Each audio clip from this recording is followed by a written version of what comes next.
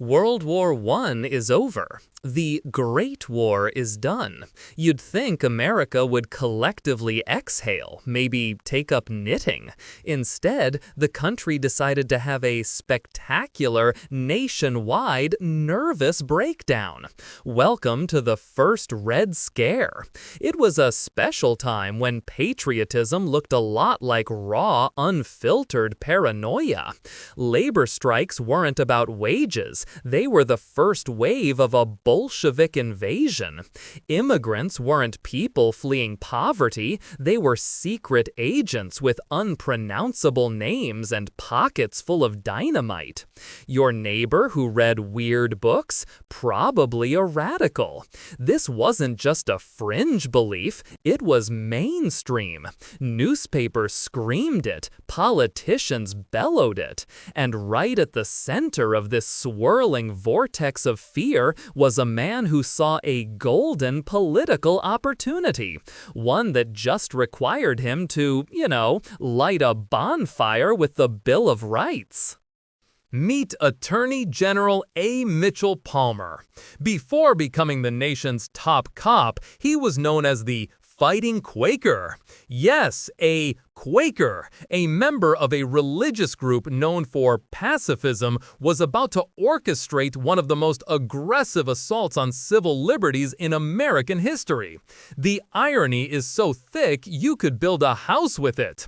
Palmer had presidential ambitions, you see, and in 1919, the fast track to the White House was paved with the careers of supposed radicals. He saw communists under his bed, anarchists in his soup, and a clear path to power by positioning himself as the one man brave enough to protect America from itself.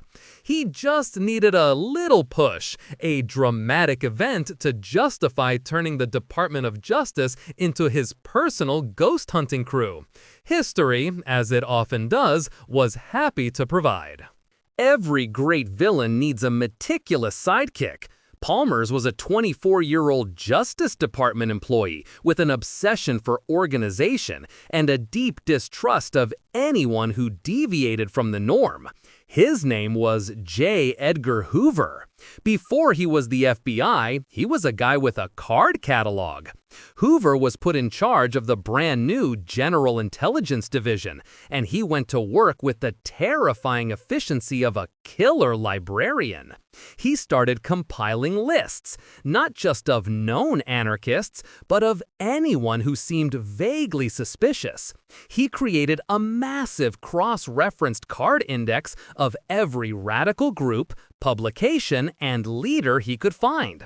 By 1921, his system would contain 450,000 names. It was the analog precursor to a surveillance state, built with paper, ink, and one man's profound belief that dissent was a clerical problem to be solved. In June 1919, Palmer got the justification he was looking for, delivered right to his front door. Literally, a bomb exploded on his porch in Washington, D.C. It was part of a coordinated attack by a small group of anarchists. The blast was powerful, shattering windows and blowing the bomber into tiny, inconvenient pieces all over the street. The only identifiable part of him they found was a foot, I think. Palmer and his family were upstairs and unharmed, but the political damage was done. And by damage, I mean a gift from the political gods.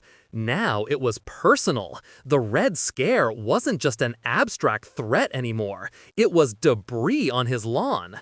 Palmer seized the moment, declaring a war on radicals with all the righteous fury of a man whose house was just rudely redecorated with high explosives. To go on his crusade, Palmer needed a legal weapon. He found a conveniently flexible one in the Sedition and Espionage Acts. These were laws passed during WW1 designed to stop people from, spying or actively trying to sabotage the war effort. Totally reasonable, in theory. But Palmer and his team started interpreting these laws with the kind of creativity usually reserved for abstract art. They argued that advocating for any significant political or economic change was tantamount to overthrowing the government by force. Want better wages? You're a communist trying to destroy capitalism. Publish a pamphlet critical of the government? You're inciting revolution. The First Amendment, which protects freedom of speech, was treated as more of a polite suggestion than an actual rule. The stage was now set for action, with the law twisted into the perfect shape to justify whatever came next. On November 7, 1919, the second anniversary of the Bolshevik Revolution, Palmer launched his first major operation. This was the test run. Agents from the Bureau of Investigation, the forerunner to the FBI, raided the headquarters of the Union of Russian Workers in 12 cities. The word raid is almost too polite. They smashed doors, broke furniture, beat people indiscriminately, and arrested hundreds without the single warrant in sight. In New York, they arrested everyone in the building, including students in a night class learning math, instructors, and people who were literally just visiting. They were marched through the streets in chains, a lovely spectacle designed to show the public that the government was doing something. It was brutal, illegal, and wildly successful as a piece of political theater. And it was just the beginning. What do you do with a few hundred arrested immigrants you've decided are dangerous radicals? You can't keep them in jail forever. Palmer's solution was a masterstroke of public relations, a deportation ship. They called it the Soviet Ark. In December 1919, they packed 249 people, including the famous anarchist Emma Goldman, onto a decrepit old army transport called the Buford. They were shipped off to Russia, a country many of them hadn't seen in decades, in the middle of a civil war. It was sold to the press as a victory, a purging of foreign poison from the American bloodstream. It was also a chilling message. If you have the wrong opinions, your home is no longer your home. We can, and we will, just put you on a boat and send you away. The November raids were just a warm-up. The main event, the grand finale of Palmer's crusade, took place on the night of January 2nd, 1920. It was a breathtakingly ambitious operation. Coordinated raids, planned by Hoover himself, struck in over 30 cities across the country simultaneously.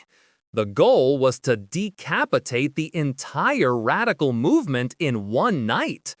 The number of people arrested is staggering, estimated between 3,000 and 10,000. They used dragnet tactics, arresting anyone and everyone found at a suspect location. Warrants were an afterthought. Due process was a punchline. They broke into homes, meeting halls, and pool halls. They arrested people who weren't citizens, and many who were. They created a legal black hole and threw thousands of people into it, just to see what would happen. Being arrested was only the beginning of the nightmare. The conditions for those detained were famously awful. People were held for days or weeks without being able to contact lawyers or family. They were packed into overcrowded, freezing cells with little food or sanitation. In Detroit, over 800 men were held for up to 6 days in a windowless corridor on the top floor of the federal building, given only water and forced to share a single toilet. Confessions were often coerced through beatings or threats. Hearings were a joke. The accused often had no counsel and no idea what they were even charged with. This wasn't law enforcement. It was a state-sanctioned kidnapping spree, a system designed not to determine guilt, but to terrorize and intimidate anyone with a dissenting voice. Just when it seemed like the Department of Justice could do whatever it wanted, an unlikely hero emerged from deep within the bureaucracy. His name was Louis F. Post. Post was the Assistant Secretary of Labor, and his department was, inconveniently for Palmer, in charge of actually signing off on deportation orders. And Louis Post, bless his rule-following heart, decided to actually read the files. He found case after case built on flimsy evidence, illegal searches, and coerced testimony.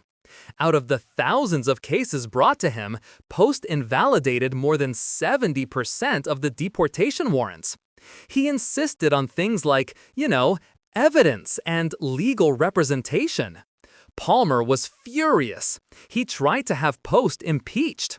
But Post stood his ground, a single bureaucrat armed with a rulebook, single-handedly stopping the deportation machine from running completely off the rails. The beginning of the end for Palmer was his own hubris.